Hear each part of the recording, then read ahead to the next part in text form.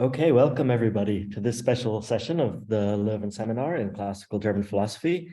Our topic today will be a book launch of Jelscha Schmid's book, The Methods of Metaphilosophy, Kant, Maimon, and Schelling on How to Philosophize About Philosophy. I'm very happy to welcome today Jelscha Schmid. Not only Jelscha Schmid, also we have Naomi Fischer, Thomas Sturm, and Peter Thielke.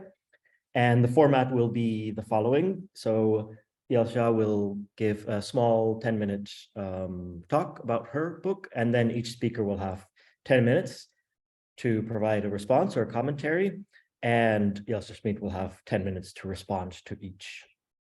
Okay, so I will introduce our four speakers today, and then I will turn the floor directly over to them.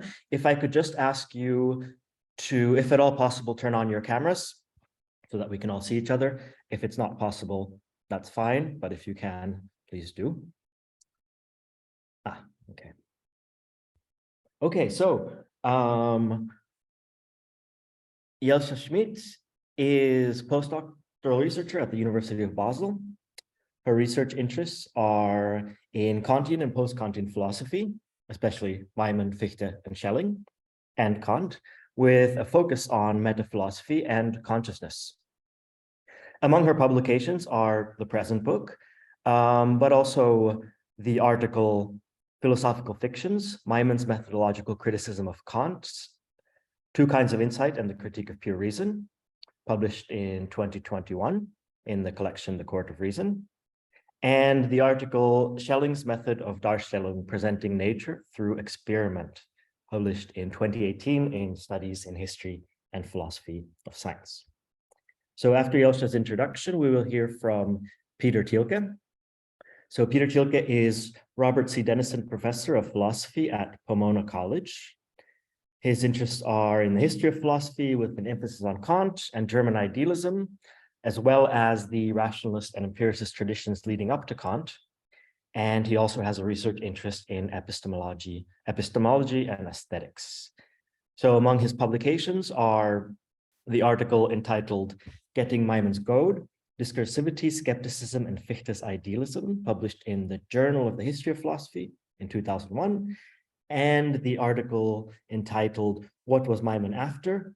His Metaphysical Foundations of Natural Science in 1790, published in 2020, together with Yitzhak Melamed.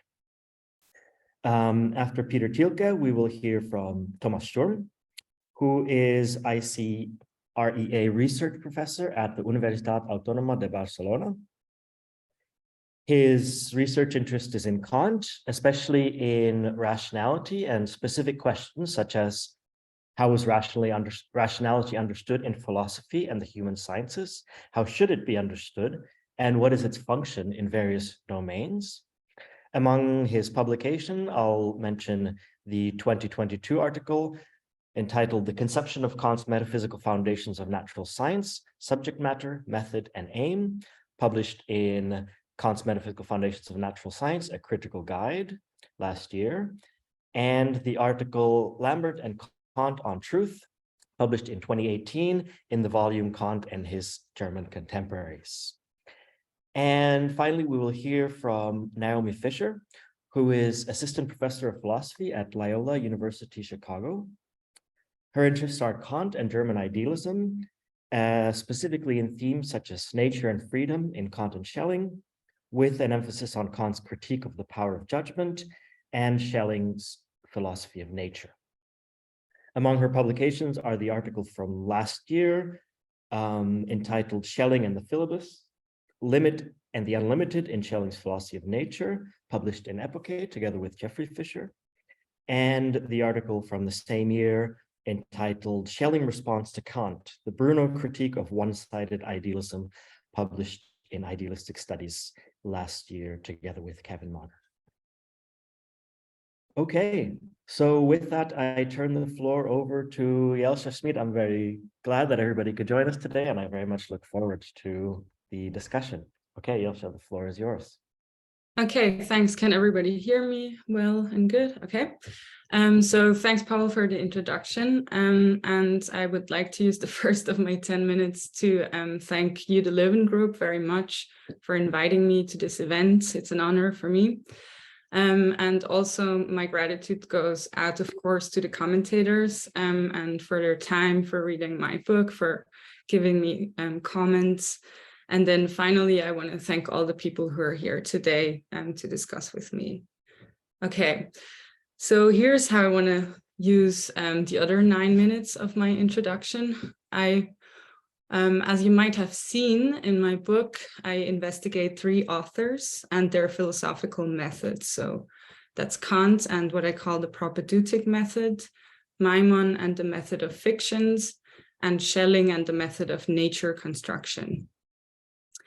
Since there will be a separate comment on each of the chapters, I decided to use this introduction to provide you with a brief sketch of the general framework and the questions that guide the book as a whole and which will reappear in each of the chapters.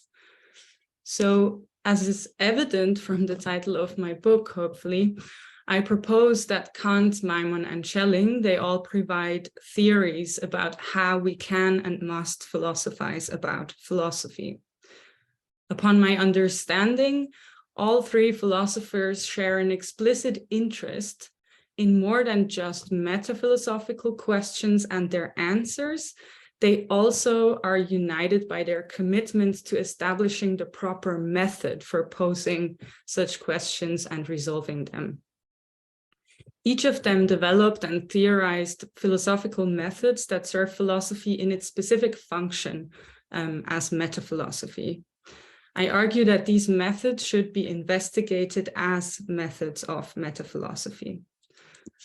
So during the time of Kant and the early post-Kantians, a new or a renewed effort was made to establish philosophy as a science, amongst others. This, I believe, is not a coincidence. It was Kant who, in a very radical manner, we can say, proclaimed that earlier metaphysics had failed to produce anything of scientific value. So metaphysics hadn't become a science prior to critical philosophy because it had not yet developed something that is similar to a scientific method, according to Kant's famous diagnosis. So as Kant explains, this was due to his predecessors' misguided metaphilosophical views.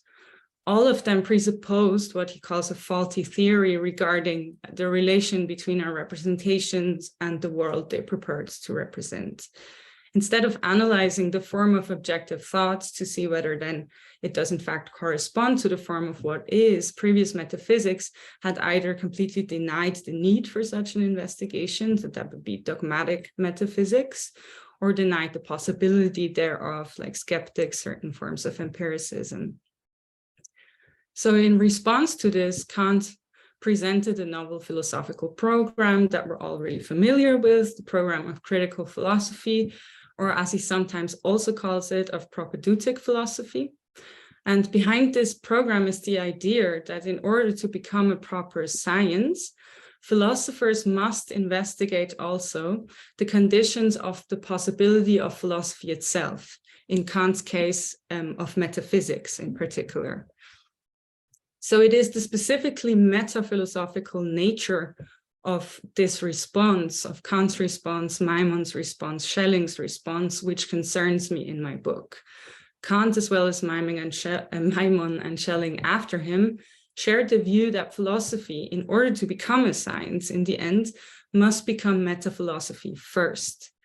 By that, I mean the view that every philosophical system must begin with an investigation of the nature, the purposes, the conditions, and the methods of philosophy itself. So it's certainly true that there is no philosophy without metaphilosophy.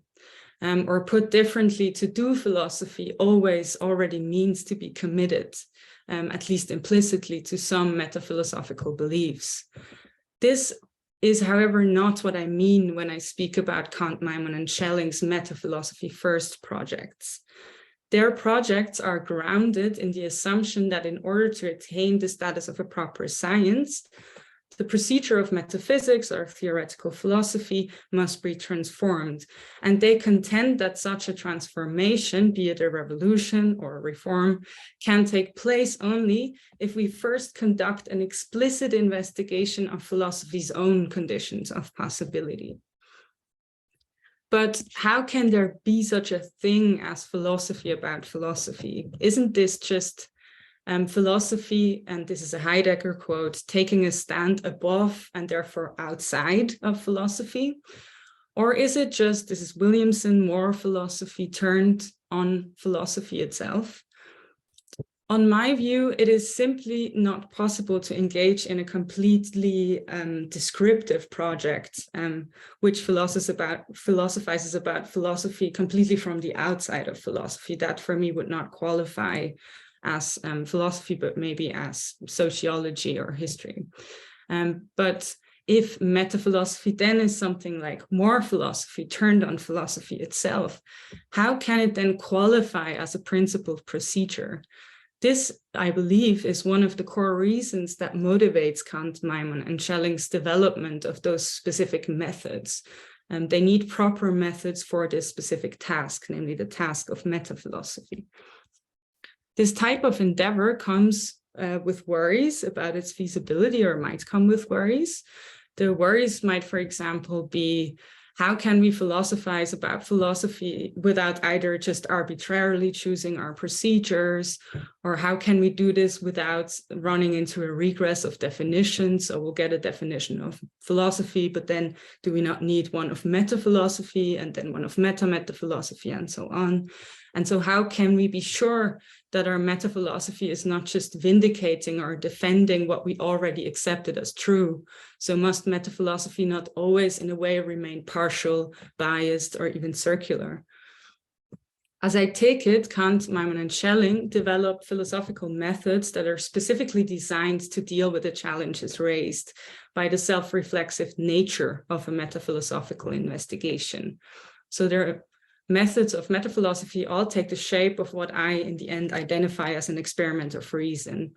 The function of experiments of reason, very generally, is to investigate and determine the grounds that make such experiments possible in the first place. So, for example, Schelling's method of nature construction helps to investigate the conditions of the possibility of nature, which are at the same time also conditions of the possibility of nature construction as a method. What moreover connects this family of philosophical procedures is that they all are developed as a result of the philosophical analyses and reflection on the theories and practice of the sciences at the time, especially actually at sciences that were still in formation. So Kant, Maimon, and Schelling were all engaged philosophers of science, I would say, and close to some form of methodological naturalism. They all assumed that the method of the sciences are appropriate methods for understanding the nature, and thereby also provided ideals for new methods in philosophy. Thus, what characterizes the propedeutic method, the method of fictions, and the method of nature construction is that each imitates one or several methods of 18th century natural, especially experimental sciences. So the methods of physics, chemistry, magnetism, electricity, and so on and so on. And it is by transforming the methods of the experimenting and idealizing sciences in particular to the methods of philosophy that these three authors managed to come up with the right method. So by analyzing and synthesizing representations like chemists, for example, by generating useful models and fictions to unify and systematize the sciences, or by constructing something like a priori histories that are then being tested and presented through the actual experiments of science. So in the end, to become a science, philosophical reason must engage in this sort of self-experiment. And for this reason, it requires methods that are designed for this same purpose. I think I'll leave it at that here. Thanks. Okay, thanks very much for that introduction.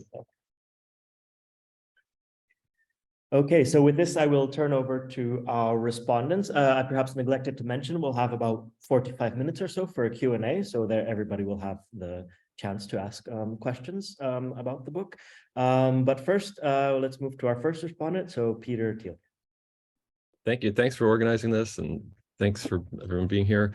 I really enjoyed the book, and think it's a really interesting project, and kind of in the unfortunate position of agreeing with a lot of what Jelscha said, so it's very hard for me to come in as not so much a critic as much as a commentator.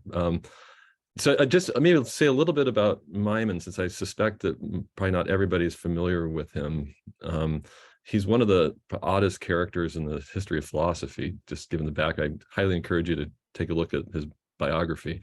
But just to give a sense of what he's up to, he develops what he calls a coalition system, which combines elements of Spinoza, Leibniz, Hume, Kant, and others, which on the face of it sounds just utterly incoherent, but turns out to be a very interesting and compelling view of philosophy. And I think the methods that he adopts are very interestingly described in Jelscha's book. The key element is that he just calls himself a rational dogmatist and an empirical skeptic. And by that, he means something like the idea that the standards of reason are incredibly high. The principle of sufficient reason applies universally and unequivocally everywhere, but those standards are never met in terms of empirical knowledge. So at the level of everyday cognition, he kind of adopts a Humean skeptical line, such that the rationalism kind of leads to the skepticism, as Jelscha points out in the book. And this comes out primarily in his critique of Kant, in particular the quid facti and the quid juris of the transcendental deduction, where he claims that, first of all, with regard to the quid juris, Kant's kind of discursive model of cognition, in which understanding and sensibility are taken to be two different faculties, can't be explained. It doesn't meet the standards of complete explanation, because as with Cartesian dualism, Kant can't provide an account of how the two interact. In addition, he thinks with regard to the quid facti that the Humean point about the skepticism about causal connections isn't met by Kant, and that Kant simply assumes what the skeptic would deny or would call into question. So that gives us, I think, a little bit of a sense, I hope, of what the general outlines of Maimon's project are and the way in which she also casts it in the chapter. What's interesting is that in an attempt to kind of get around these problems, Maimon, as Jelscha points out, develops an account of which human cognition approximates the infinite cognition, or an intuitive cognition in which content is somehow created rather than simply received. And at least in his first work, the essay on transcendental philosophy, Maimon proposes what he describes as the differentials of experience, the differentials of perception, in which somehow an analogy with the calculus, and this again a point that Jelscha emphasizes, he thinks that somehow you can explain, or given a way of explaining the content of cognition in terms of rational differentials analogous to the Leibnizian and Newtonian differentials in the calculus. So somehow you can kind of integrate what is at heart somehow a kind of cognitive content that concepts go all the way down, is one way of metaphorically thinking about it. So that's one of the central features of the chapter. But in addition, there's the role that the fictions play for Maimon. And here the fictions are taken to both appear in science, where the scientists kind of idealize certain things in order to try to explain them, but also philosophically, where Maimon thinks that there's the fiction, the necessary fiction of taking the infinite intellect as the model that would be able to solve the problems that he identifies in Kant, answer the quid juris and the quid facti, but nonetheless it remains somehow a fiction. So it's almost like Leibniz without the God, or Leibniz with God as a fiction. So that's the broad overview of the chapter. So in terms of some questions, one of the more methodological, broader one is, and this is something that Jelscha mentioned in her remarks, is there a difference in kind between what Kant and Maimon and Schelling are doing and other philosophers, or are they just looking at something in a way that everyone is doing this, but just without perhaps the intentions that the three thinkers that she addresses do? So, for example, Fichte and Hegel seem like they're also might be engaged in something like this philosophical project. So I'm just curious to hear why these three, perhaps. With regard to Maimon in particular, just several questions that came to mind. One is the role that Hume plays in his thought, and the kind of empirical work that Maimon draws from Hume, and just maybe broadly, is Hume engaged in a kind of metaphilosophical project as well, pulling in the opposite direction from Maimon, Kant, and Schelling. The second question is, why does Maimon drop the differentials in his account as he moves forward? They're featured rather prominently in the first work and then almost disappear from the later books. And I'm just curious whether that means that he becomes more and more skeptical about the prospects of providing a kind of positive account of the content of cognition. Third is whether Maimon is a transcendental realist or a transcendental idealist, or maybe some other option, maybe it's almost a Fichtean kind of account in which content is somehow imminent to experience. And the differentials might suggest something along those lines. He does have a passage where he says that God is only an idea, that the infinite intellect not a thing, but does that mean that he's a thoroughgoing a transcendental idealist? I'm curious about that. Fourth, what's the source of the content? Is he agreeing with Kant that there's some equals X has to be posited as the way in which content is given to us, or does he have some other more radical Copernican turn away from the Kantian distinction between appearances and things themselves? And then finally, I think the question that Jelscha raises at the end of the chapter about the methods of science, and the way that Maimon proposes that, well, the idea of the infinite intellect is a fiction, it's nonetheless something that we can approximate or asymptotically get closer to. And I'm interested to hear what exactly that process would involve. And I confess that I've always found this very confusing in Maimon about what exactly the approach to the infinite really requires. Whether it's doing more and better science, whether it's engaging in more and better rational reflection, whether it's somehow getting a grasp of what's the supposedly given content of experience. So I'm curious in terms of the methods that are the focus of the book, what exactly the positive methods that Maimon might be proposing here as a way of approximating what the infinite intellect would grasp in its constructive take on what the world is like. So thanks again. I really enjoyed the book, and again, I apologize. I'm gonna have to leave a little bit early, but I really enjoyed it. And thanks for having us. Okay, thank you for those questions and comments. So Jelscha, the floor is yours. Yeah, thanks a lot for your questions. They gave me a lot to think about. I probably won't be able to answer all of them in like a 10-minute wrap, so excuse me if I'll just pick out a few. The first one you're raising maybe is an important one for the whole book and in order to understand it. So I might start with that one. So it has to do with what I said in the beginning. So you could just say like, well, all philosophers do in a way practice meta-philosophy, that everyone has some implicit meta-philosophy when doing philosophy. And so what I found so interesting about Kant, Maimon, and Schelling in the first place was that they all develop an explicit meta-philosophy. So they actually, we don't have to go to their practice to then figure out, you know, what are the meta-philosophical implications, but they give us an explicit theory of what, you know, conception of philosophy they have for what reasons and what methods and goals and so on. So that kind of marks them out as a group. It's a really good question to ask whether I did not include Hegel. And I think, yeah, the reasons were pragmatic in a way. But Hegel would definitely be a person to be included in the future. With Fichte, the thing was that in Fichte, I didn't see this very explicit engagement with the sciences of his time. I know you can make an argument that his philosophy of nature is indeed much more interesting than people think and so on, but you don't find this explicit reflection on the practices of the sciences of his day. That's why I excluded him, even though he has really interesting things to say about the experiment of reason. But yeah, it's a different project, I guess. And then what you said about Hume's influence on Maimon and on the metaphilosophical project. So I think Hume comes in at two different points.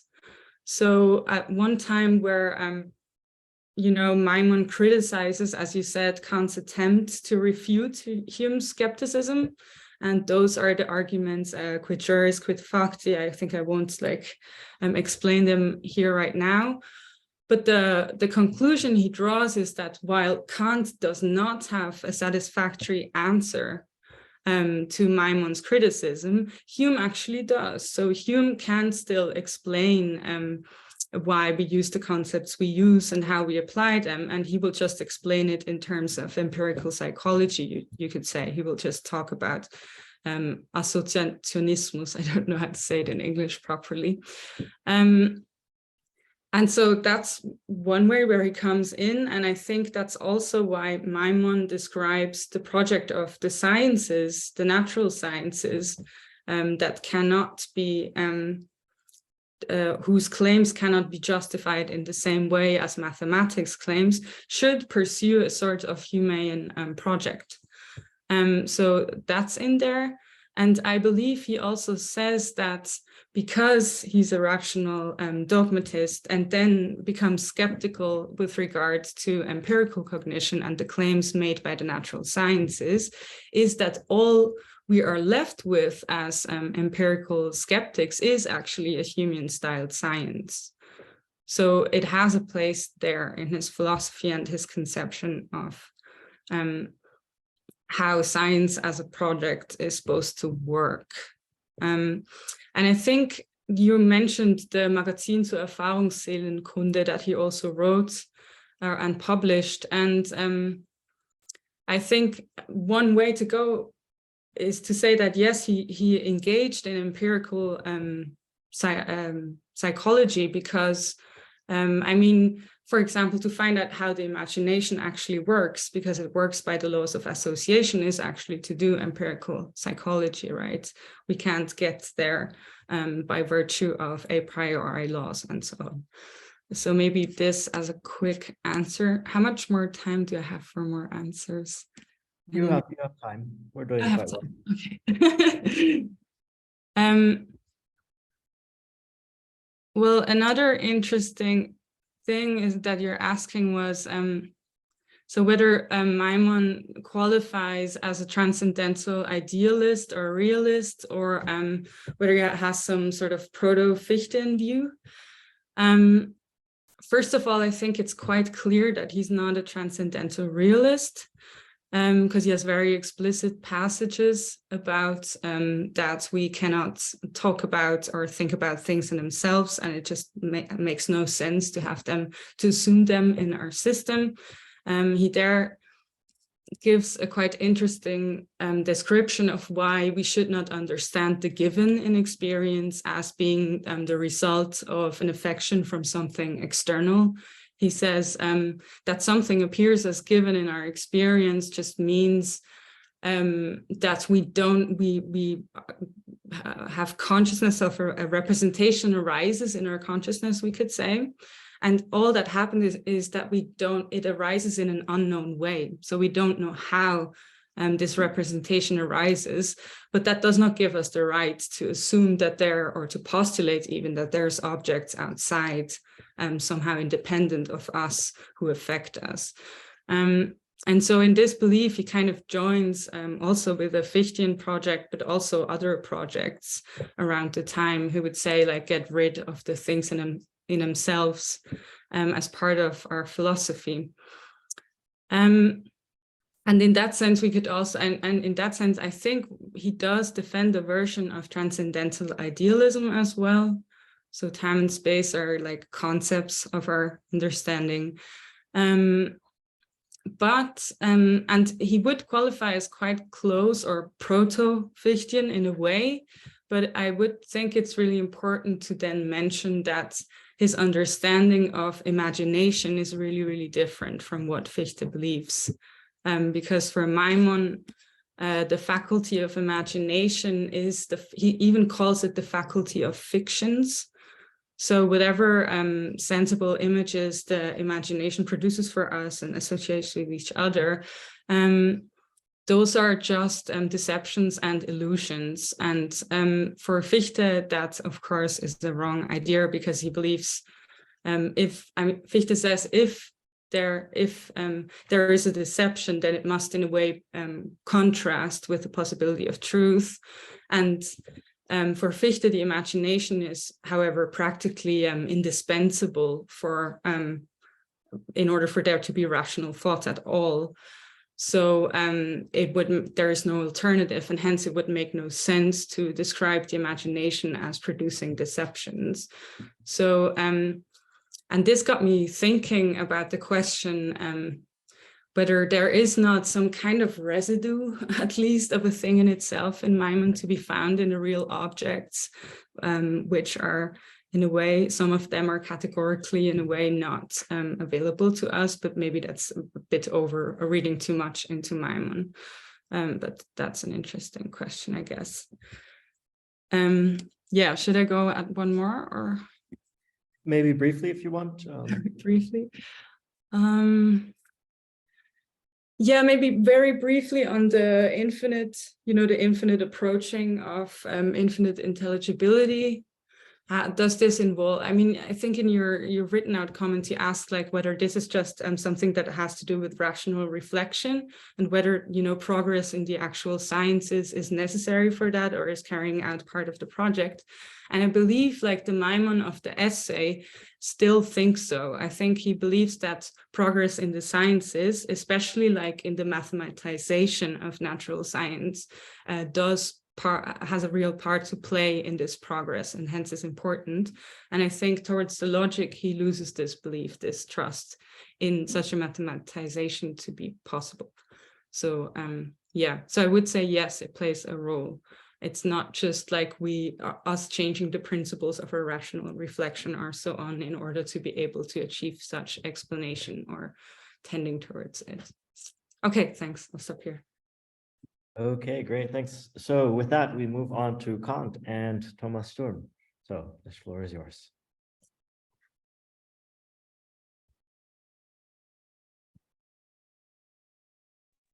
Can everybody hear me well? Yep. Good, because I'm trying something with two computers actually here.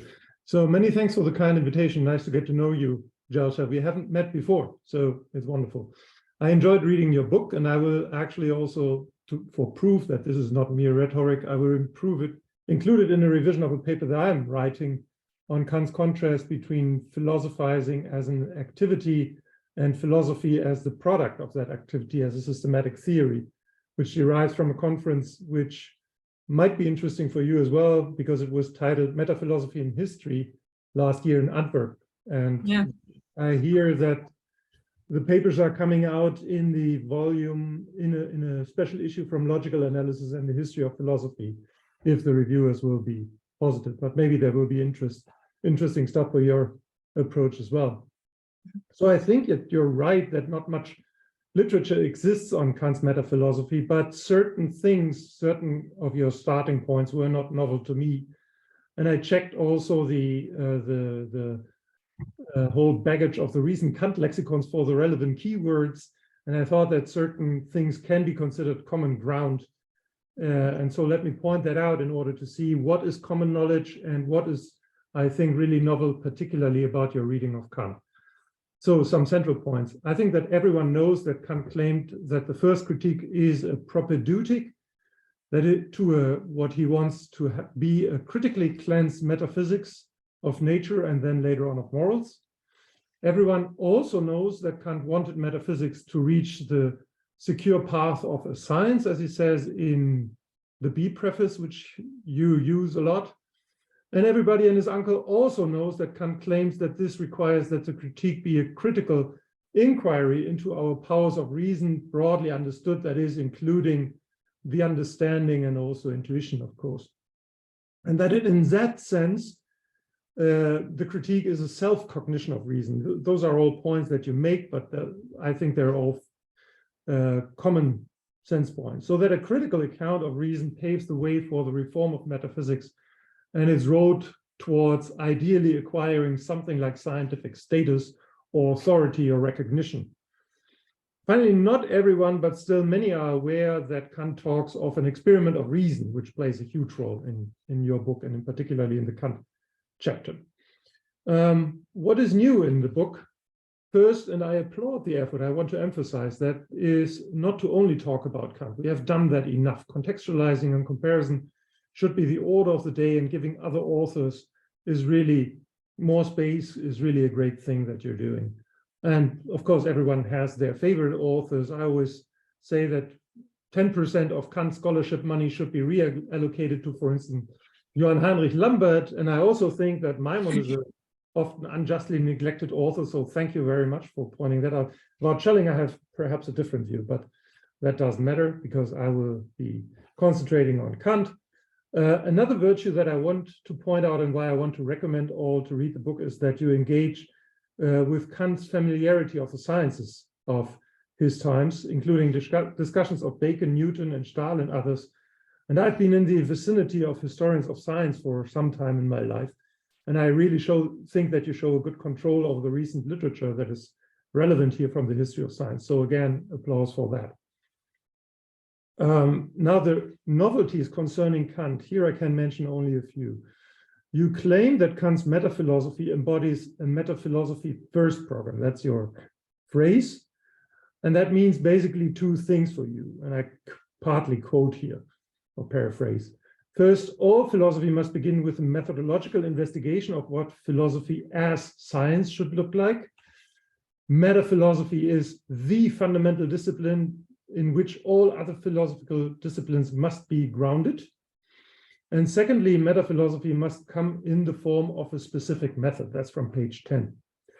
Corollary here that I would add is that you make clear that metaphilosophy means, in the Kantian case, transcendental philosophy, critical philosophy, or the propedeutic, whereas philosophy here and in the rest of your book, at least as far as Kant goes, means metaphysics, specifically critically cleansed metaphysics. So if one wishes to present Kant's views in recent terminology, you might have also used, and it might have been clearer to talk throughout the book of metaphysics, so to speak, instead of metaphilosophy.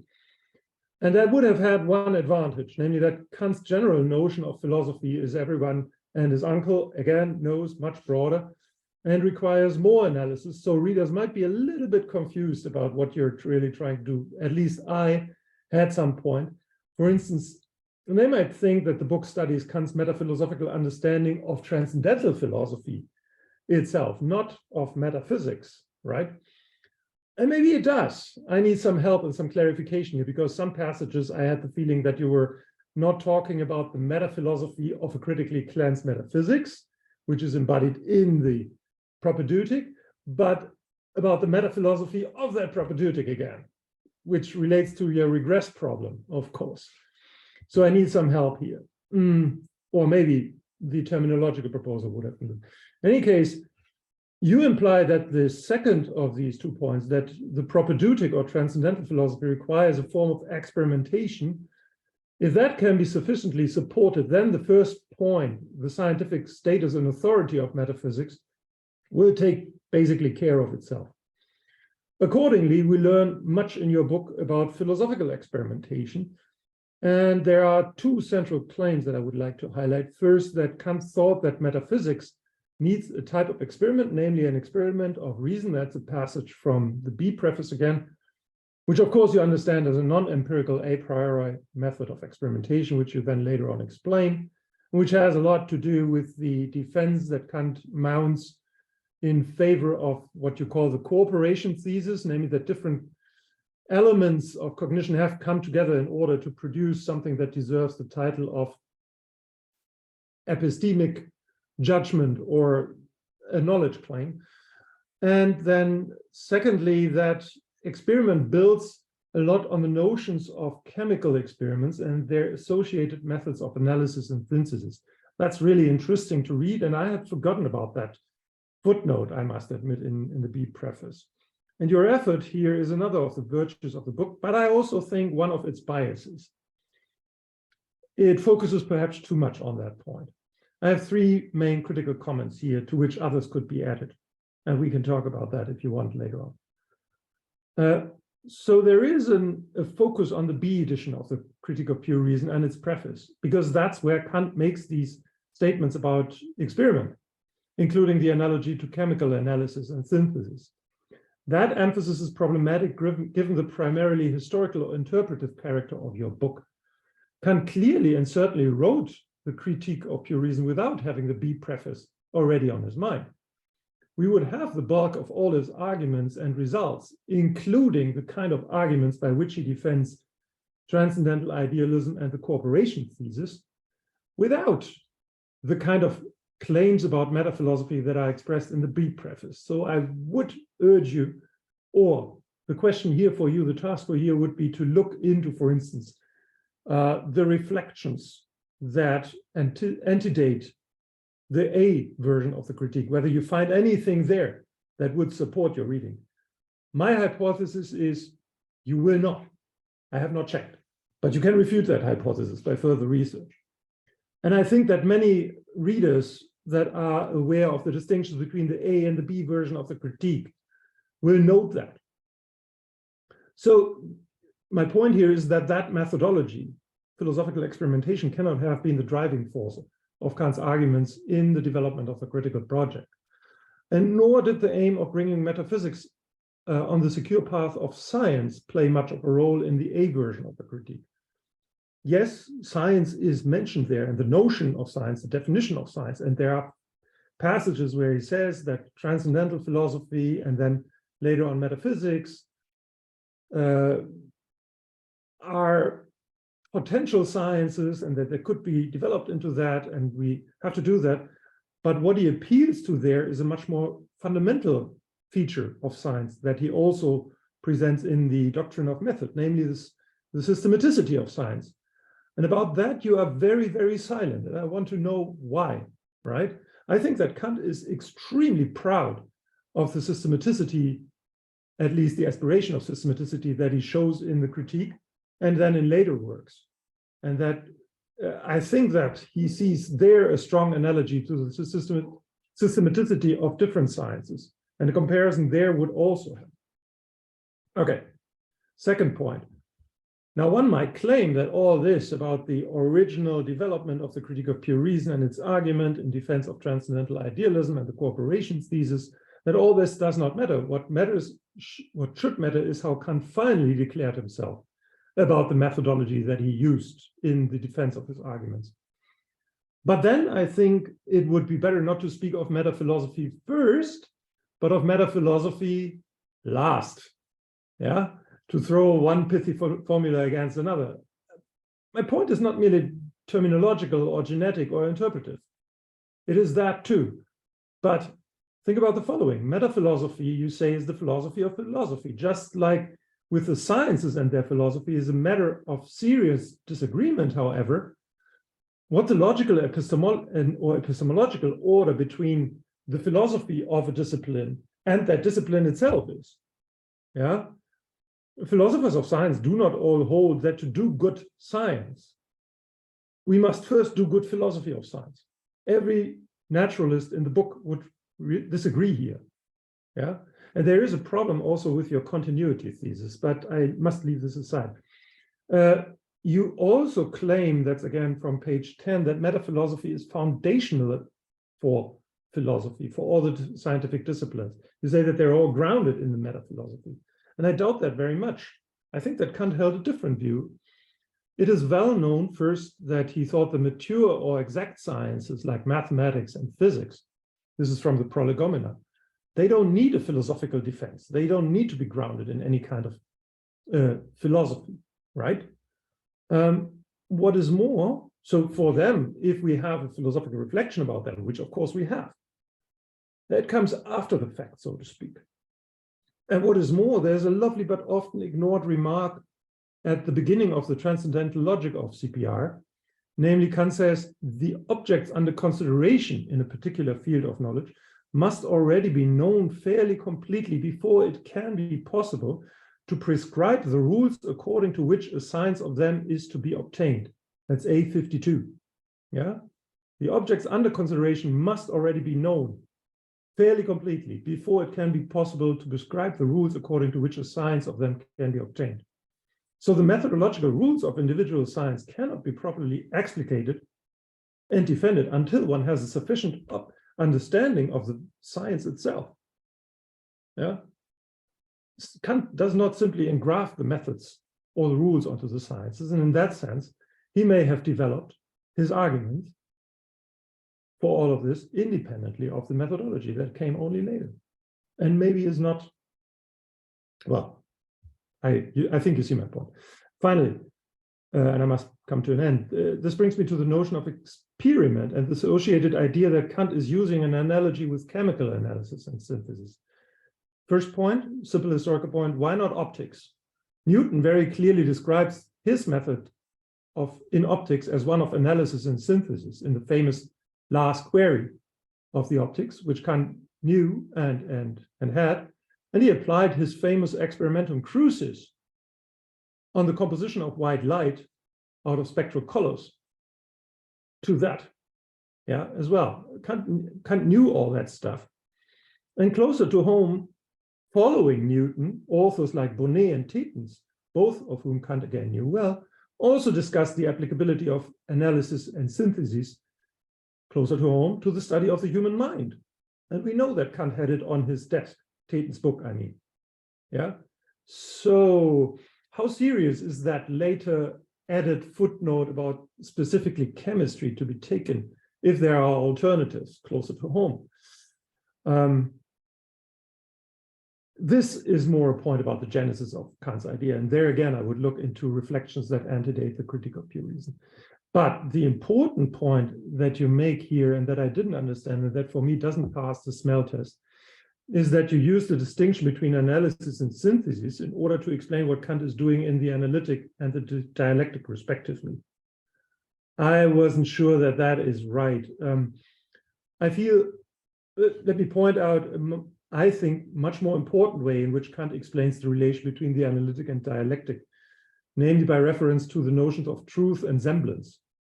He says explicitly that the analytic is a logic of truth, which I understand as an explanation of the conditions under which judgments can be so determinate that they have a clear truth value, that they are true or false. Yeah. He doesn't want to show, of course, in the analytic that which of our judgments are true. He just wants to explain what it means for a judgment to be true. And the dialectic is a logic of semblance. That is a theory of a set of fallacious arguments, not all of which require the type of philosophical experimentation that you are talking about. I think that here in this case, also reading Lambert might have helped. But in anyhow, thank you very much. I learned a lot, and my job was to provoke discussion. Okay. Okay, thank you very much for those probing questions. And we go back to Jelscha Schmid. Okay, thanks very much for your comments. It's a lot to think about. Really good comments. I'll just pick out a few again. So the first, or it's a point that you make at several stages, but is that I overemphasize the B preface basically, and its importance for the whole project, and also historically what came first. It's obvious that the B preface came not first. That's true. And I think, so I've thought about the Kant project after writing the book a lot more. And so what I would now probably say is that the B preface to me is a meta-philosophical text, obviously. And as this text, it lays out a certain program and it gives us an idea, but it would be wrong to claim that this program was already in Kant's mind when he drafted the first critique. So I'll look into the reflections, would be great, but what I think what would help my argument is to focus more on the fact that he published this B preface in order to more like popularize his doctrines in a second attempt, and he probably did so also in reaction to a lot of empiricist criticism, and that might be a reason why he chooses this experimental metaphor also to justify the kind of method he applied specifically in the transcendental dialectic. And maybe this also gives you already a hunch that I think I've been not doing a very good job in just saying like the analytic procedure is in the analytic and the synthetic one is in the dialectic. I think it's more complicated than that. But before I go to that, so this is what I would say about the importance of the B preface and how we should categorize that and put into connection to the other. Then you said, and to this is connected your point about meta-philosophy last, also a great program. I think, yes, if you look at it historically, sure, the meta-philosophical texts that I'm engaging with come after the project is started. And, you know, the doctrines I'm especially thinking about, they already exist in the A version and so on and so on. But if I look at the B preface, the program it suggests, the project does suggest that philosophy begin with an investigation of itself. So maybe I'm just, you know, making explicit Kant's normative meta-philosophy that he gives us there as you know, an explanation of what he thinks philosophy should do from now on. Of course, it's retrospective. But the project he presents is a project that is meta-philosophy first. And where you said it's not foundational, I thought there were things were shifting a bit around, because I don't want to say that meta-philosophy in Kant's case is foundational for all of the sciences. So your point that the sciences exist no matter whether there's philosophy or not, yes, totally, that's true. That might be different for Maimon later on, but that for Kant is definitely true. And that's also not what I'm trying to say. I'm saying that in the B preface, Kant sketches a metaphilosophical project. And part of this project is to think of metaphilosophy as the first thing a philosophical system must do. So that's where I would say it's fundamental. We must begin in order or by first investigating the conditions of philosophy. Yeah, so that's what I would say about that. And then what were your other points? One was about why not Thetens, or the role of Thetens, or, you know, other people who used analytic synthetic method, also Newton. And so and I mean, that's also the point Falkenburg makes, right? She uses Newton to explain this whole footnote and everything. And her point is that, you know, we have this experiment of reason, which basically is a test for consistency in the end. And so what Kant does with the chemical metaphor is just like an argument for authority. So it's basically, it could have been any other science there that in a way uses analysis and synthesis. And so my attempt was to show that, no, it's not just an argument for authority, but there's something more profound to be grasped about this. And what I try to show is that, amongst other things, that this tells us something about Kant envisions our dealings, or how philosophy investigates representations in a way. And that's why I also pointed out those in the metaphysical little deductions, for example, where, you know, representations must be purified, they must be isolated, they must be separated off, so and so on. So we get like the things that the synthesis then can re-synthesize. And I was not talking about the transcendental deduction, for example, functioning in a, you know, chemical way or anything.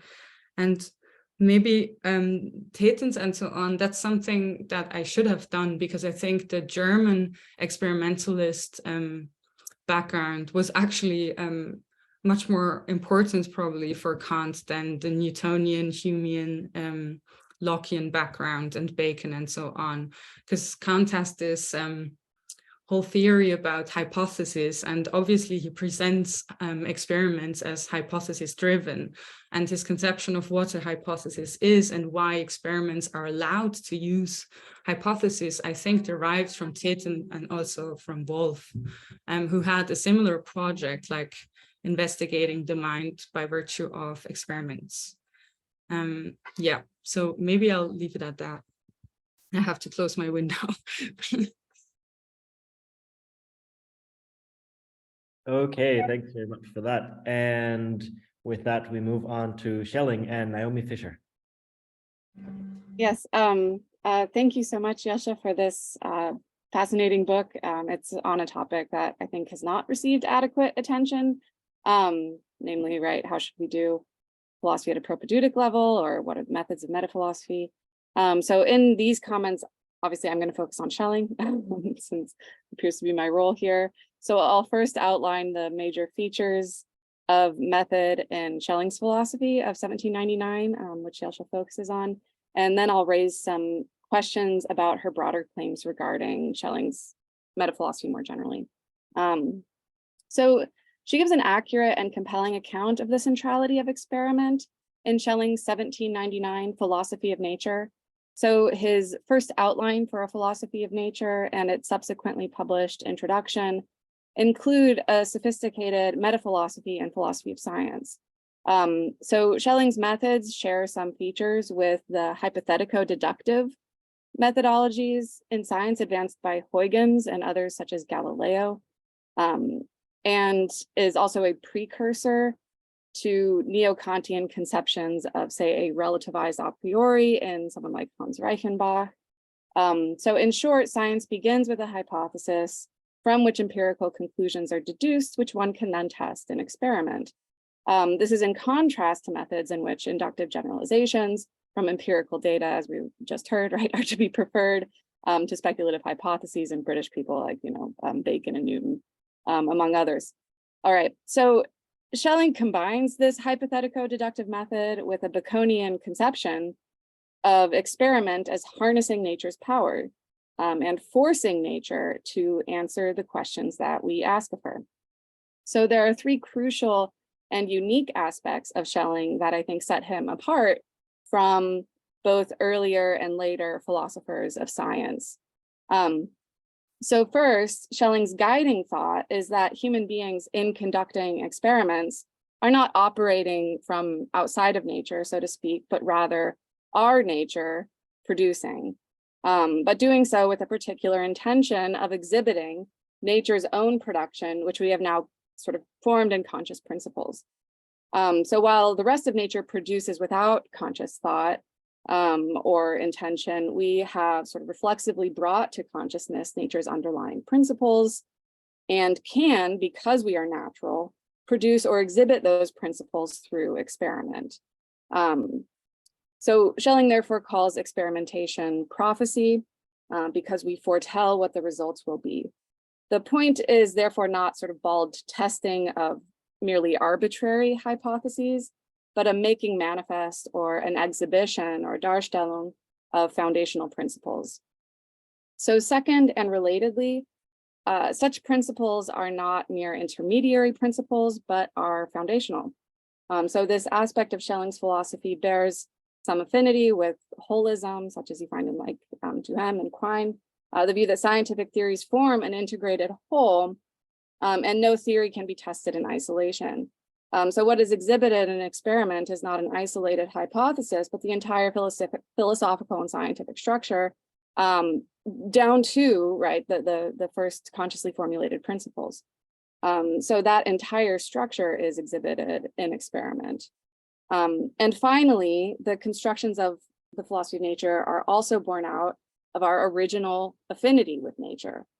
And then I have like a question about this third point. So this is not a purely idealist philosophy of science, and it differs from the neo-Kantians and others in the following way. So nature constructs itself according to a priori principles, and then the process of nature philosophy is then constructing consciously the structure that already exists unconsciously in nature. So Jelscha draws attention to the following quotation. This is from Schelling. So, quote, "It is thus not that we know nature a priori, but rather that nature is a priori. That is, everything individual in it is determined in advance through the whole or through the idea of nature generally. But nature is a priori, so it must be also possible to recognize it as something a priori, and this is indeed the meaning of our claim," end quote. So because nature is constructed according to principles, we can bring those principles to consciousness. Moreover, because we are conscious nature producing, we have intuitive insight into the nature of those principles, since they are the principles by which we also produce. So as Schelling states in 1797 in his Ideas for Philosophy of Nature, "As long as I myself am identical with nature, I understand what a living nature is as well as I understand my own life." So this is my question. So I wonder if Jelscha is entirely on board with this characterization. So she refers at times to these principles and hypotheses as fictions. And this is drawing from a letter that Schelling wrote to Fichte, but this is in part also to emphasize affinities with Maimon. But to modern ears, fiction sounds like something fabricated or arbitrary. And so the choice to emphasize that aspect made me wonder how she views the formulation of such principles. So are they like at first arbitrary and gain whatever legitimacy they have through experiment, through like traction with the natural world? Or is there some sense in which this original affinity, our original identity with nature, can be accessed intuitively through, for instance, what Schelling calls intellectual intuition, or through this primordial identity, such that the original formulation of principles is not mere guesswork or mere like arbitrary formulation. So that's the first question. So moving on to sort of the broader claims that she makes about Schelling, I had some further questions and puzzles, which I'm hoping to discuss. So first, Jelscha sometimes asserts that this method in which experiment is so central is not merely for the philosophy of nature, but is Schelling's method more generally. And in this, she seems, so correct me if I'm wrong, but in this, she seems to join with a sort of illustrious group of young commentators like Benjamin Berger and Daniel Whistler, who take Schelling's philosophy of nature to be foundational to his philosophy more generally. So her project is limited to Schelling's pre-1800 views, but this group of commentators generally proposes that idealism and identity philosophy emerge out of the philosophy of nature, which is sort of more properly formulated in 1799. So I confess I'm not a member of this group of interpreters. I find that difficult to square with the relevant texts in Schelling. So she claims, for instance, that, quote, "Philosophy can only legitimate itself as a science if it first posits an unconditional first principle in nature itself, and thereby constructs consciousness from nature and not vice versa," end quote. So it's the "and not vice versa" that I take issue with there, because this is indeed the task of the philosophy of nature to derive consciousness from nature, but the task of the transcendental philosophy is the opposite task, right? So as Schelling states in his opening section to the 1799 introduction, he says, "Now, if it is the task of transcendental philosophy to subordinate the real to the ideal, it is, on the other hand, the task of the philosophy of nature to explain the ideal by the real.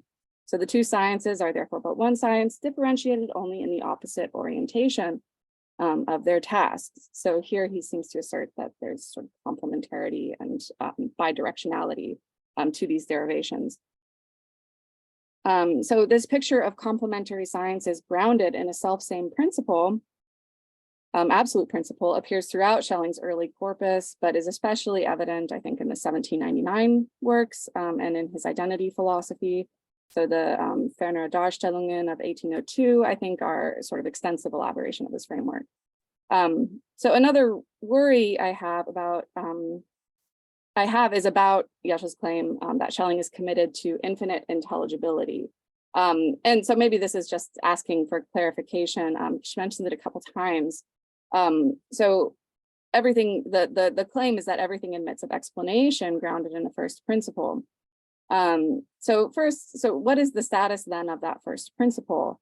So is Schelling committed to the intelligibility of a single absolute principle? So she says that for Schelling, all why questions must be answerable until we arrive at an absolute ground. And so I'm wondering, like, well, is that until inclusive or exclusive of the absolute ground? And then, but I would also argue that Schelling is not committed to the intelligibility of the first principle. In fact, he's very much committed to the non-intelligibility of the first principle. Although this principle can be expressed, but not exhausted by a variety of systems. So for instance, as he argues in his fifth letter of his 1795 letters on dogmatism and criticism, quote, nothing arouses the indignation of the philosophical mind more than when he hears that all philosophy will henceforth be contained in the shackles of a single system, end quote. So philosophy is not exhausted in a single system, and moreover, I think it's always incomplete. So he says, again, in the same text, quote, philosophy, an excellent word, our entire knowledge will always remain philosophy. That is, always only progressing knowledge of higher and lower degrees of which we owe to our love of wisdom, our freedom, end quote. So the incompleteness of philosophy is not only due to the empirical openness of it, for instance, in nature philosophy, but also due to the like generativity and inexhaustibility of that first principle. So the absolute gives rise to multiple systems. And since that absolutely unconditioned first principle cannot be nailed down in a single formulation, it itself sort of remains outside of any given system. So yeah, nevertheless, it seems to be expressed somehow in the foundational principles of any given science. So for the 1799 philosophy of nature, those foundational principles are productivity and limitation. And sometimes Jelscha talks about, those as almost like a single principle, like we have like a limited productivity and that's like a single principle, but it seems to me like, no, he says, no, like bottoms out in a dual principle. And that's as far as you can go, because that's as far as systematicity will take us. And then there's some absolute principle sort of outside the system. Yeah. And I think that holds also for the other works that Schelling, other sciences that he proposes. All right, and then finally, I wonder if she will say that there's more work to be done here. So you notice affinities maybe between the notion of Darstellung and Schelling's identity philosophy and the manner in which Jelscha presents experimental exhibition in the nature philosophy. So maybe there's some way that the identity philosophy adheres to the same methodological principles as nature philosophy without being grounded in experimental science. So for instance, Schelling's notion of Darstellung in the 1801, 1802 works is maybe analogous to the exhibition of, it is analogous to the exhibition of principles in geometrical construction. And these principles are exhibited intuitively rather than through experimental manipulation of nature. So there's some cool affinities there. I just kind of wonder what she thinks of that, because it seems like in both cases, there's this process of bringing to consciousness what we sort of recognize intuitively, either in like kind of geometrical construction for the analogy with the identity philosophy, or in nature, in the nature philosophy. Okay. Yeah, so to sum up, those are like 4 questions. So what role does the original identity or affinity have? And like, what is intellectual intuition involved in this? Second, what is the relation between the method of nature philosophy and Schelling's sort of broader methodological project? And then third, I have worries about infinite intelligibility and what that means, especially with respect to a first principle. And then the fourth question is just about this sort of Darstellung thing. Is that like a friendly suggestion, or is that like, oh no, not that? It's experiment, like science experiments. Okay, so yeah. So just to sum up, I think, for Schelling, philosophy, specifically nature philosophy, crucially involves experiment, but philosophy is not exhausted by nature philosophy. Nature philosophy is one philosophical system, complement to idealism, which is not similarly experimental in the same way. Nevertheless, we can see Schelling's constructive experimental method in nature philosophy as indicative, perhaps, of some broader methodological claims involving, say, exhibition more generally. So philosophy generates sciences which are intuitively guided in their constructive endeavors in some way. And such construction must be exhibited, whether in nature or in the mind. So thanks, that's all. Okay, thanks very much for those questions and comments. And the floor is Jelscha's. Yeah, thanks a lot for your questions. They're really great questions, and I should have thought more about some of them, definitely. So I maybe try to connect some of the questions in my answers. So as you might have already heard in what I just said, I think I am on board with your general criticism that seems to me to consist in this observation that my reading does not sufficiently take into account Schelling's Transzendentalphilosophie. And that's the reason why sometimes I make claims that are in a way too broad or too narrow. So maybe I'll just say something about a possible direction in which I could take my research in order to make up on that. So and then maybe my argument or what I would do would maybe still fit my explanatory paradigm though. So as you mentioned in both cases, so like in transcendental philosophy as in nature philosophy, philosophy generates sciences. You say the methods are intuitively, we're intuitively guided in our constructive endeavors. And the constructions must be exhibited in certain ways, and that could be in the mind or in nature. And what I think is certainly interesting regarding this issue is the fact that Schelling describes his transcendental philosophy also as producing a history of self-consciousness, and thereby also as providing some sort of genetic explanation of self-consciousness. And to me, that has really interesting parallels to the Kant in the philosophy of nature, because there, in a way, and it's actually a paper of Louis that made me think of this point there, Schelling also says that he rethinks the Baconian notion of history. So like this gathering of empirical data and just constructing natural histories to this notion he wants to have, namely an a priori history of nature. So then my starting point would actually be to inquire into the relation between the methodological approaches as both writing an a priori history, one in and with nature and one in consciousness. And I think the interesting difference in a way, so that would be first like the interesting similarity, but the interesting difference would be like the different mediums that are used for presentation. And like one uses nature and experimentation and the other uses consciousness. And as you say, intellectual intuition will be the key word there.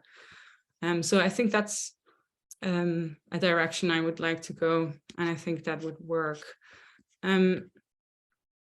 And maybe in there also what you said about how I could connect this to identity philosophy and, you know, this famous essay on construction, I think from 1802, where Schelling talks more about construction as something we do in intellectual intuition.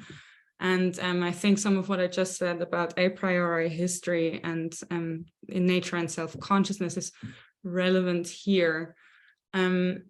Because I think the differences that are so interesting to me is that while construction in consciousness requires postulating a capacity for intellectual intuition, and this activity, constructions of nature at first, at least as it's presented in Naturphilosophie, don't.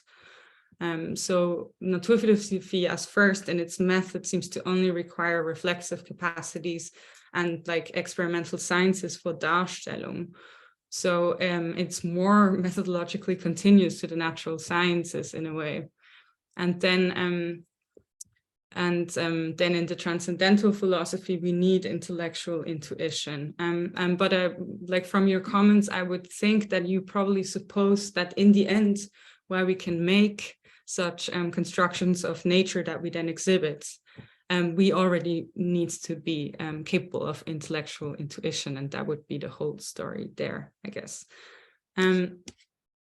If I have a little more time, I would like to say something about your point on fictions and the fact that we're how did you say, like conscious organisms or conscious, I don't remember exactly the word, but I think we both know what I mean. Because I think that relates again to what I just said. So the first point would be that I don't think of fictions as like something arbitrary in this chapter, and that does have to do with what Maimon and also Fichte, by the way, says about fictions, that there is a specific type of fictions that they're talking about, and those are what we would maybe call today useful fictions, and they also call it nützliche Fiktion, so useful fictions, and those are fictions that in a way can help us to get closer at the truth without being accurate representations of what is. So they're in a way truth conducive, even though they do deviate from reality, even though they do misrepresent reality, but they're still useful in the scientific process. And I think that's the notion of fiction I'm talking about here when I talk about Schelling's use of fiction. And yes, so that's the first point I need to make concerning that question. And then you ask, like, well, is it true that, well, we have this fiction, but that's just random guesswork in the end? It's like a happy coincidence that we find this fiction that then turns out to work so well for our whole project. And there are two things to say about that. The first thing is that Schelling really presents it as if he had no other choice logically to find exactly this fiction. So similar to Maimon in a way, and also Kant in his experience, like experiments, like only on grounds of this specific fiction, is it possible at all to get a rational explanation of what nature is, of what consciousness is, and so on. So it seems to be this reflection that goes into it. And the other thing is certainly it must have something to do with our intuitive capacity to find the right fictions, or the right hypothesis. And I think that will have to do with the notion of genius, probably. So with the notion of philosophical genius, even that, which in Fichte is really strong, by the way, exactly on this matter. He says that the reason why we find philosophical hypotheses at such a fast rate is because some of us are geniuses, and by virtue of their intellectual intuition, they happen to find the right fictions faster. So it's like a kind of bit strange theory of invention, you could say, that I would suspect is also at work in Schelling's philosophy, but I would have to think more about it. So I guess I'll leave it at that again, time-wise. Okay, great, excellent. So thank you very much for your answers. Thank you all for your questions and your answers. So we will now move to more questions, this time from the audience. Before I open the floor, though, I want to direct your attention to our website, which I've pasted the link to in the chat, where you will find a discount flyer for Jelscha's book, which I think is valid only for today. Is that right? Okay, so limited time offer. Go and get your copy today.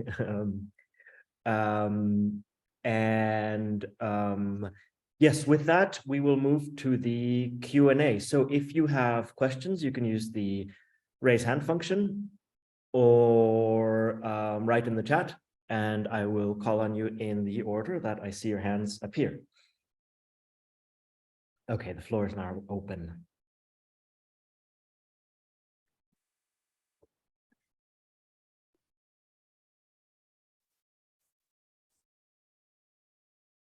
Okay, first question is from Thomas Sturm. Yeah, I mean, I think that we commentators should resist, but if Karen and Luis want to go first, I'm happy to wait a little bit. I don't want to be dominating. I had my time already, but I have another question later on. So Karen and Luis should go first. Okay, we can do that. So I'll move to Karen and then I'll come back to you. So Karen, go ahead. Yes, thanks, Thomas. I think that my question is related to one of your points earlier on. Yes, so in a way, I'll be speaking for the two of us maybe. So Jelscha, I really enjoyed reading part of your book. I think it's a very interesting project. And I was wondering if you could say a bit more about the relationship, according to you, between the type of transcendental philosophy that is carried out in the Critique of Pure Reason on the one hand, and the type of metaphysics that Kant is criticizing. Because I think that, Thomas, I think you said, you also noted that, that what Kant is doing is more a metaphysics, but it's not unclear to what extent his critical investigation into the possibility of turning metaphysics into science is at the same time also a reflection on the type of philosophy that he's carrying out himself. And I think that early post-Kantian philosophers, such as Reinhold and also Fichte, took Kant to have failed to develop a more comprehensive meta-philosophy. And so I think that your suggestion that Kant's Critique of Pure Reason contains a full-fledged meta-philosophy is, well, let's say original, but also very different from the way in which Kant's project was perceived at the time. And I don't know if this also applies to the way Schelling, for instance, saw Kant's project, but I think there was maybe a more general idea that Kant had failed to achieve what you attribute to Kant. So maybe they were all wrong, yeah. But I don't know if you would like to go as far as that. And that last conclusion would be to say that you know, all of the early post-Kantians were wrong about Kant. Yes. So do you want to make this very strong claim that all of them failed to see Kant's meta-philosophy apart from his explicit, let's say, reflections on the limits within which metaphysics is possible? Mm-hmm, mm-hmm. Yeah. Yeah. Okay. Yeah. Thanks for the question. No. So I don't want to draw that conclusion, I guess. So what do I have to say in order to not have to draw it? So, I mean, I'm not sure whether those different meta-philosophy notions are now getting mixed up again. So the thing that they did criticize was his implicit meta-philosophy, right? So they said, well, your project, it doesn't, you know, live up to itself in a way. I mean, you gave the premises, but you did not give the results, and so on and so on. So that kind of criticism. So that would be that they criticize his in a way. So they say, like, your implicit meta-philosophy does not match your explicit meta-philosophy, you could say, right? Yes, they obviously do that, and that's true. And so my claim is probably better articulated if I just say that I'm interested in this normative meta-philosophy that Kant lays out in a reaction to his critics in a way already in the B preface, where he's suggesting, well, this is the way philosophy should go if it wants to succeed at its task, which should be to transform metaphysics into a science, right? I'm not sure whether that answers your question or only like pushes further away the problem.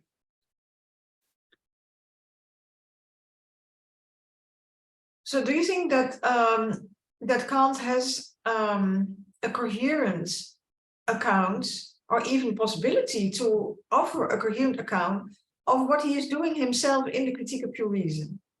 Mm-hmm. No, I wouldn't think that what he says in the B preface is like a coherent description of what he does. That's, I think, why I said it's a normative project. I think it's what he thinks philosophy should do. And he does say that this is what he does, but I don't believe it's exactly what he does. And importantly, or important point to say is, right, that the experiment of reason is a way to redescribe how he got to the doctrine of transcendental idealism, specifically in the dialectic. In the book, I'm not very explicit about this, and that this should be made more explicit. And this is the notion that was picked up by people after him. And I think a reason why we saw such a huge rhythm of like people writing introductions to their texts that always are dedicated to metaphilosophical issues, right? Like Fichte and others. Yeah. Okay, thank you. That helps. Okay, so Luis? Yes, thank you. And thank you, Jelscha, for the book. I really like the book, and I like, especially at some point you mentioned that we understand a little bit better the transition from Kant to early post-Kantian philosophy when we focus on these kind of metaphilosophical questions. And I entirely agree with you on this.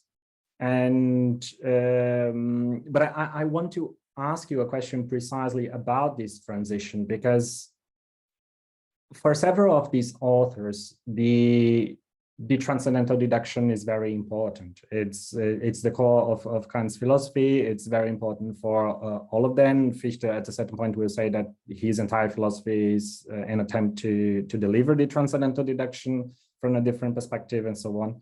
So, and in the book, I noticed that you don't engage as much with Kant's own account of the transcendental deduction. Mm-hmm. So I was wondering where the deduction fits into your narrative of metaphilosophical first program and experience of reason and so on, and if you think that it's necessary to fit. Maybe you will say, look, I don't want to make it fit. It's not important for my narrative, but perhaps it is, because several of these authors were engaging with the transcendental deduction a lot.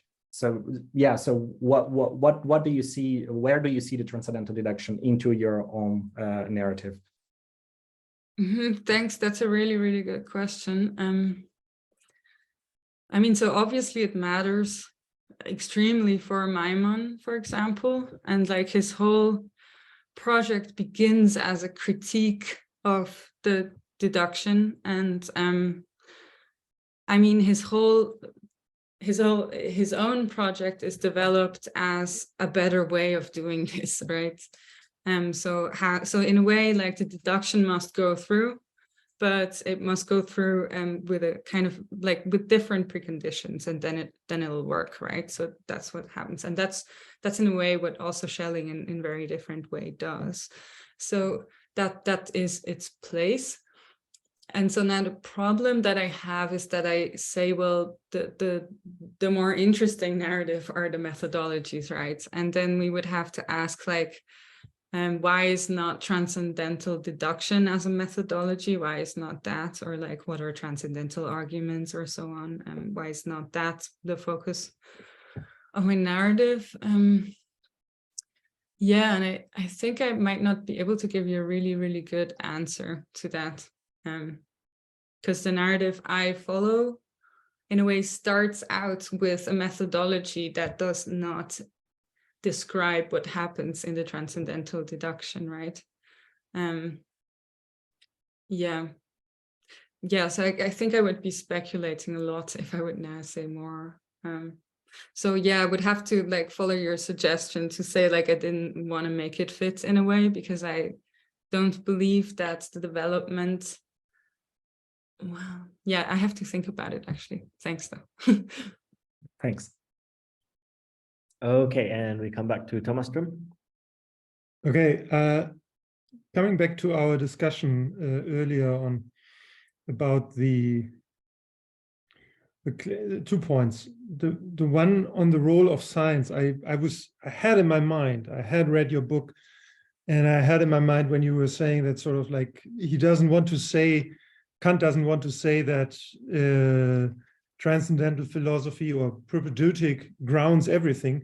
You have at least one passage that I found on page 22, which made me think that, right? And maybe I still don't understand you.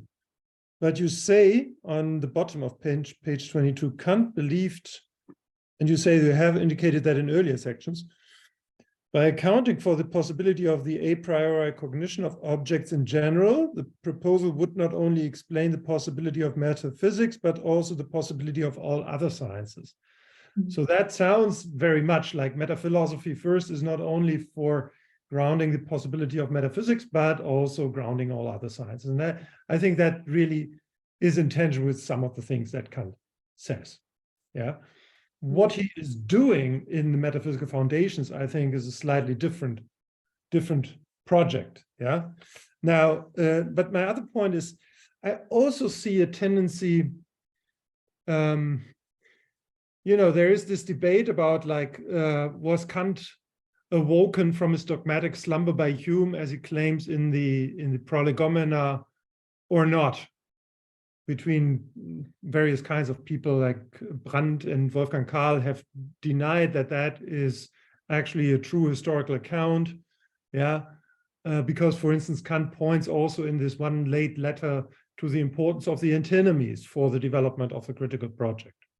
Yeah, so he tells us different stories and we can't bring them together. Mm-hmm. I have the feeling that that happens in another respect also in the B preface. And you point on page 46, you say cautiously enough in the first paragraph, if we believe Kant's words in the brief preface, and I think you already had there, when you write that, you had on your mind, okay, let's take it for granted, but maybe it's not right. If we believe he arrived at his new assumptions through surveying the development of the natural sciences, logic, metaphysics, and physics, and then you come to the Copernican revolution and thereby introduce transcendental idealism, namely the idea that objects of knowledge must conform to the conditions of the possibility of knowledge.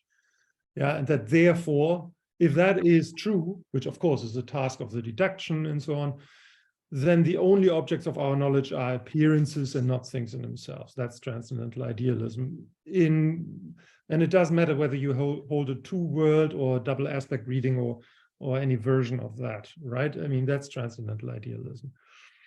That's one story that he's telling in the B preface. And then there is the other story in the B preface, which has also, according to your account, to do with the introduction and the defense of transcendental idealism, namely that experiment of reason. And to me, these seem to be two different stories that Kant is telling. How do you bring those together? What is the function of those passages which are clearly there at the beginning of the B preface, when he talks about the progress of logic, mathematics, and physics, yeah, as functioning as a model for metaphysics, revolution of the mode of thought, and the other story of the experiment of reason. How do these two things hang together? Or is it possible that Kant was, like in the story about the Humean awakening from the dogmatic slumber, to use a word he himself uses, vernünfteln, rationalizing, making up his own story and was telling us different stories. And what do these two stories have to do with one another? Yeah, thanks for that question. I'll start with this one and then move back to the other one. So I think you're right with your suggestion as I read Kant now. And maybe, I mean, yes, I am, you know, I'm trying to signal already there that we maybe should not believe his words, but what I believe now is that he uses this first story about the sciences again to popularize his project, basically, and to make it fit a bit more into an empiricist agenda, right? And he tells this story of how the sciences became sciences to sort of show that transcendental idealism is in a way the assumption they had to make in order for the methodologies that they use, which are scientific procedures, to be possible at all, right? But I think that in a way is ad hoc, right? I don't believe that's how he came to this conclusion or to this theory. That, I mean, you can show that this is wrong. So I think this is just a way to lure people into his account. So, and now then I am on a slippery slope, obviously, to be saying that, well, the experiment of reason, it's the same thing all over again, right? And I believe, I think not, or I would want to resist that claim because he gives us not only like a superficial account of how this works. I mean, it is maybe a description of how such a test is supposed to work. He uses experimental vocabulary to explain something that we could also maybe try to understand in logical terms. But in a way, it seems to be important to him that it has this openness character, this experiment character. Like it's not just a deduction in a way, it's this test that we have to undergo in a way. And that I think that also hangs or works nicely with revolution and all of that stuff. As like a sudden moment. I don't know, maybe that's too far, but I would want to push back on the second thing. And also because he keeps on using this notion, not only in the B preface, but it appears again in the second critique, for example. There it's also used with the chemical terms, actually, which is also interesting. So I think there is an argument to be made that it's more than just like a really good argument for authority. And the second thing about page 22, what I should have said is that it does explain the possibility of scientific cognition. I mean, of course, the reality of the sciences is there, but what Kant's account can do is actually explain why it is possible in the sense of on what conditions it is grounded, right? Sciences are real and they are sciences, but we do but it's not meant in the sense that only after Kant gave out this book and the sciences could finally be sciences. That's not the claim. I think that's Maimon's claim, in fact. Okay, yeah, thanks. Okay, thank you. Next question comes from Mead McClellan. Hello, thank you. Hopefully a simple question. Where does the idea of the dialectic fit in your account? By which I mean the Fichtean Hegelian conception. I mean, when I ask because Schelling does use thesis, antithesis, synthesis formulations in his writings from the 1790s, in both the philosophy of nature and the transcendental philosophy, before going on to reject it or at least displace it in 1802 when formulating the identity philosophy. So I was wondering how you fit that into your account of Schelling's conception of method as taking this essentially scientific form.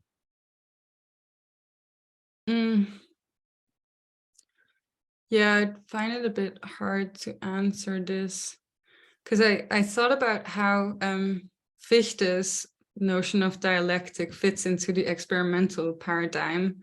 That's how far I am so far. So I could tell you probably a bit more about that if that's okay with you, because Fichte also uses this notion of an experiment of reason. And what he does there is in a way this proto-dialectic. So, he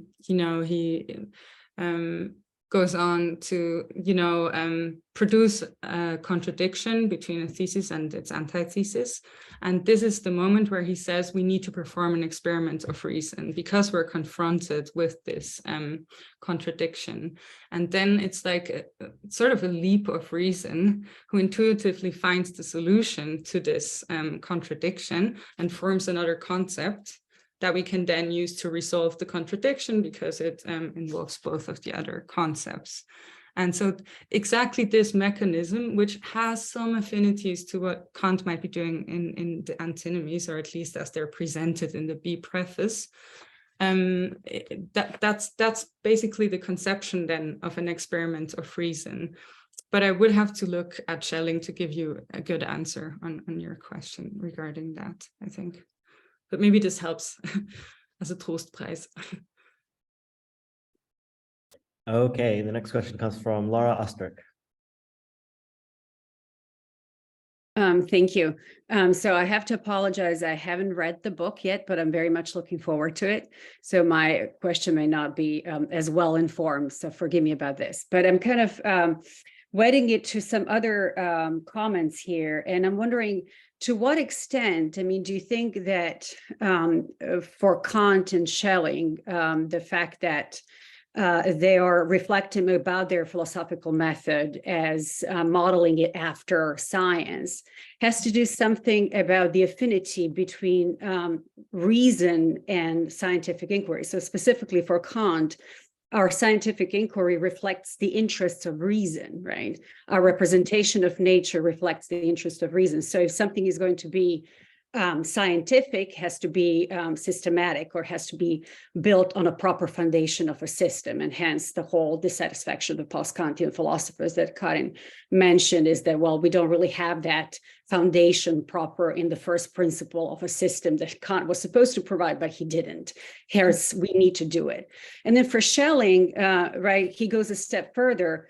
Our account of nature, representation of nature, is not really a reflection of the interest of reason. Nature is reason, or nature is, as he says in the idea, is mind made visible, and mind is the invisible nature. So what I really want to do that Kant didn't do is give an account where both mind and nature develop or flow from a certain kind of unifying ground, and hence the objection that Naomi put to you. So I'm wondering, I didn't really get, I'm wondering if there is in your book that idea that they're modeling their meta-philosophy or on sort of on the natural sciences, so far as they think that there's a certain affinity between reason and science. So what's the role of reason and rationality in that? Thanks for your question. I'm not completely sure yet whether I understand it perfectly. So I mean, I understood your whole account that you then gave, but so the question is whether, so I'm not completely sure what the affinity between reason and science, or could you maybe say one more sentence about it? Well, the modeling or thinking that philosophy should be modeled after sciences is not that, oh, it's really science or scientific inquiry, that it's foundational, but modeling it after science insofar as scientific inquiry is showing the interest of reason, so priorities on reason and rationality, and not so much about science and scientific methods of the time. So even when you read Schelling, for example, yes, he engages in contemporary science of his time, and he is really well versed in science, but it's not, he wants to show that, you know, he gives his own account of these scientific concepts, saying, well, now I'm really going to show them how they need to be understood insofar as they're properly grounded in reason, which is what the scientists of his time were not doing properly. Yeah. So, I mean, it's really reason here that has a priority, not so much science and scientific method, for both Kant and Schelling. I'm not so at home with Maimon, to be honest. Mm-hmm. Yeah, thanks for elaborating again. I think now I understand what you're asking or saying, and I do agree. And then the interesting question is just how much do they see which sciences do they qualify as being expressions of reason at work, basically, and which sciences are not, right? And also the thing where that's stronger with Maimon and with Schelling to like start telling the sciences what to do. So that's something that Kant won't do. I mean, certain sciences are just real, and they're kind of also can also be foundations for the work of reason in a way, and to know how reason should be articulated and so on. And with Maimon and Schelling, it's really about changing and transforming the sciences as well, in terms of their projects, which are the foundations really emphatically of science. So yes, I very much agree with that. A point that I found really interesting, though, was that there seems to be a fascination with sciences information. So sciences that were not considered sciences yet at the time, or sciences that were still very much in development, like in Schelling, you have all of those magnetism and so on phenomena, early biology and so on. And Kant, even with chemistry, chemistry was just an experimental art at the time. But still it's used in a way. That's why it's a weird thing to say that it's an argument for authority, because there was no scientific authority to be found in chemistry.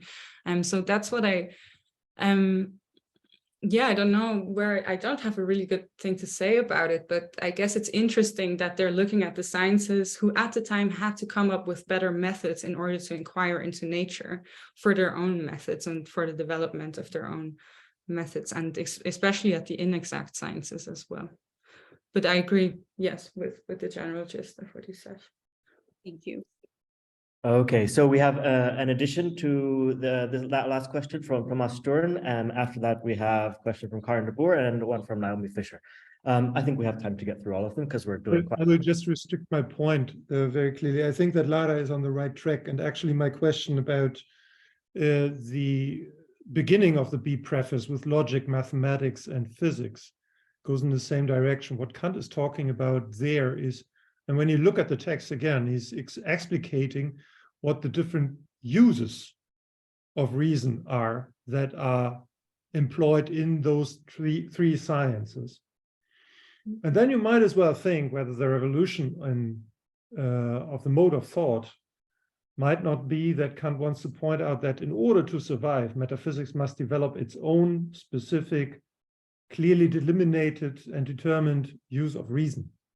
He has this multitude of uses of reason: logical, real, hypothetical, empirical, mathematical, logical, etc., etc. And they're all united in that all constitute a form of inference in one way or another. And then you need to explain what the logical form of those inferences are and what the matter is, the kind of principles and concepts that they are employing. And then you get a picture. And in that sense, I think Lara's point that the notion of reason may be more basic than the notion of science for Kant in his defense of, well, the whole thing. Yeah, that's an interesting thing I want to consider more. Yeah, but then you would still see, okay, we have different uses of reason that can be described logically in different, and must be described in different ways. And that's also something they all do, right? Especially people after Kant are really interested. And that's why they also like Bacon and so on. But still, all of those uses, they presuppose certain conditions, right, that need to be in place in order for reason to be capable of all of those uses. And that's what is to be established by the critique, right? And for that, we need a method to establish those conditions, basically. But we also need a form of logic, and that's why it's all overarching embedded in logic. Okay, yeah, I'll think about that. Thanks for the comment. Okay, and Naomi Fisher? Oh, sorry, did Karin have a question? Or okay. So we'll go with yours. Go ahead, Naomi. Yeah, I mean, I just wanted to follow up a little about the notion of fictions and whether we can carry over that notion from Maimon to Schelling, because I'm quite skeptical, I guess, in part because I think Schelling's whole, and maybe in this Schelling maybe differs from Maimon and Kant in an interesting way, in that, like, you know, already in 1797, he's really pushing the point that, like, we cannot locate ourselves outside of nature. I mean, in the introduction to the ideas, it's like, you know, you can, once there's an original separation, like, we can't get back into it. Like, you can stuff so many intermediary materials or something like that, he says, somewhere in between us and nature, but you never get there. You might get the illusion of getting there, but it's like, we can't get that traction with the empirical world unless it also is grounded in nature in some important way, or sorry, in reason in some important way. And so we need this original identity so that we are both within nature and that nature is minded in some sense.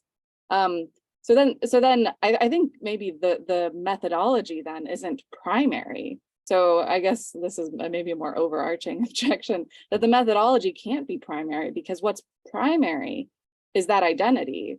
It's like an anthropology or like an idea of nature or something that's more primary, that gives us a methodology that we can say like, oh, like we are natural and nature is rational, and we can like, there is this original affinity, and that gives us a sort of methodological picture by which we can then come to knowledge of nature's principles.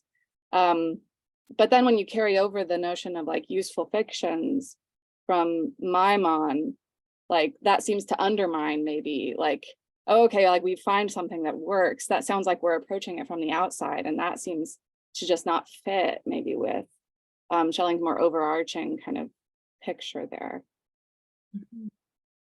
Can I ask back? So why would fictions have to be in the end something from the outside? They're products of our conscious minds, right? We produce them intentionally. We might be able to produce them because we are like minded nature. Like the capacity that makes it possible to generate fictions might be intellectual intuition.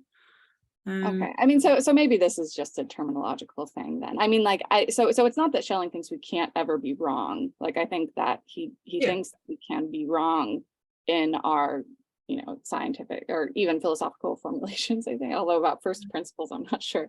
But yeah, I mean, I guess when we frame it in terms of useful fictions, it sounds like it doesn't matter if they're nature's principles. Whereas like, it seems like, so the idea there would be like, well, okay, but the hypotheses we're using are like the principles of our own production, and we may formulate them consciously in ways that aren't accurate, but they're still very much like coming from us. So when I do an experiment, I can't fail to do it according to nature's own principles. I can fail to formulate those principles correctly. But then it just seems weird to call them fictions, right? Like, I don't know, it might just be like a language, like a terminological thing. I just, maybe just, I'm uncomfortable with that language, but yeah. he doesn't use it in published works. So I guess that's another reason not to adopt it. Yeah, I mean, that's definitely a good point. And to stick like to hypothesis, and like what's an absolute hypothesis is like a hypothesis that always has to stay one also in a way, right? And that we will never fully be able to present through nature. Yeah, but maybe, I think maybe it is a conflict of words or whatever.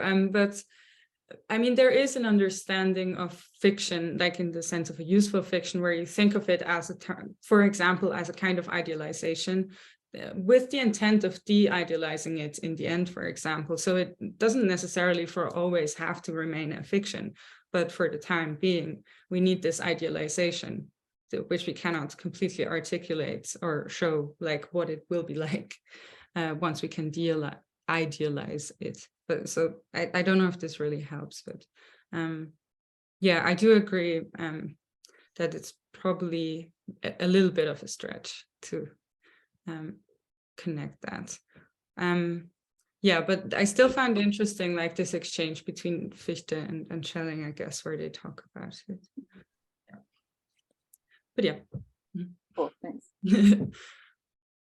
Okay, maybe I'll take the opportunity to ask a short question. So it's about the what you said in response to one of the questions about this idea that Kant is, you know, giving stories about his motives that are sometimes verifiably false. And I think sometimes his attitude in these cases is the same as his attitude to Plato. You know, so we know better what Plato was doing than Plato himself.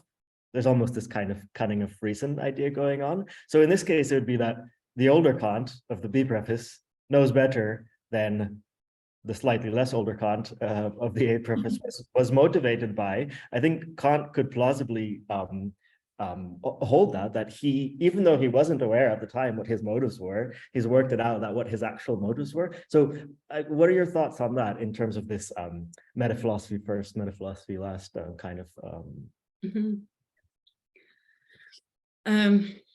that would be great for my reading. Thanks. But what do you think? I mean, I think he meant it seriously in a way. Yes, I think his motivations, like causally, definitely had to do with the criticism he was dealing with, and I think that has to do why he specifically chose the sciences, or has to do with why he specifically chose the sciences. But then also because, you know, the sciences are a reason at work for him. But what's interesting is that this description stuck with him for so long afterwards. So he seemed, or I would want to argue that he came to believe that this is really a good way of describing of what he was doing there. And that's why he carries it over to the second critique. Martin Sticker has some papers on this actually.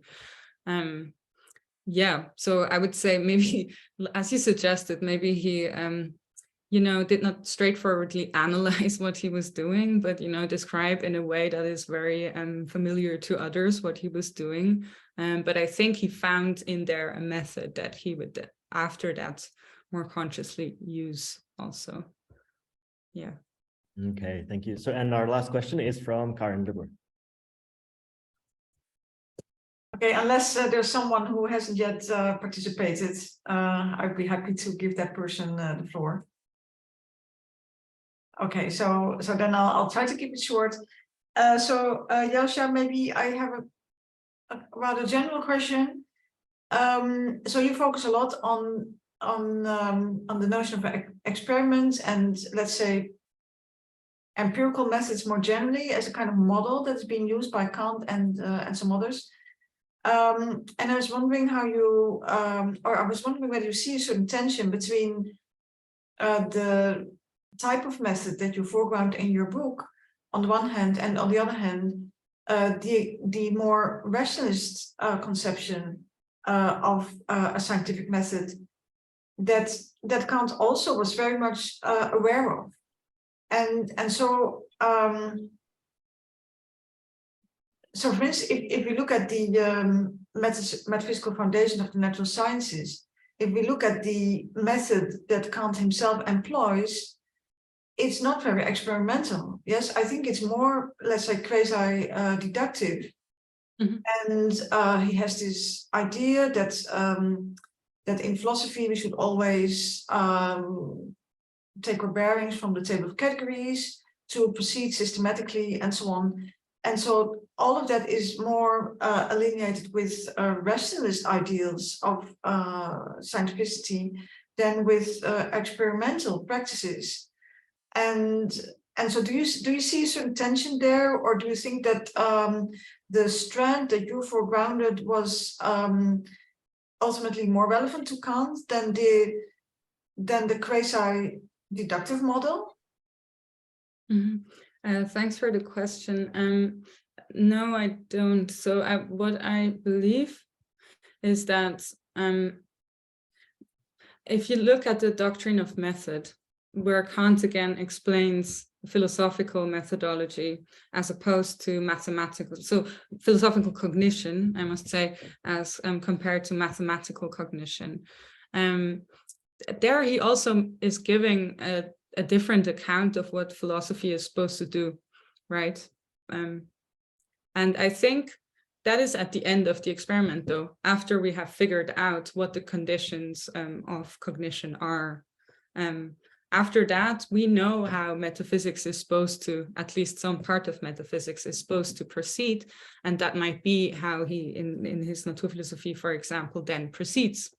And the experiment of reason, however, is the methodology that we need before we have those foundations. And that's also a good point why it needs to be experimental in a way. It must remain open as an experiment does, because we don't have them yet. I don't hear you. Sorry. So it's a method that is proper to the, let's say, to the propedeutic phase, mm-hmm. and no more than that. Yes. Okay, fine. Thanks. Yeah. And I know I have the problem of the deduction that I have to say more about. Yes. Yeah.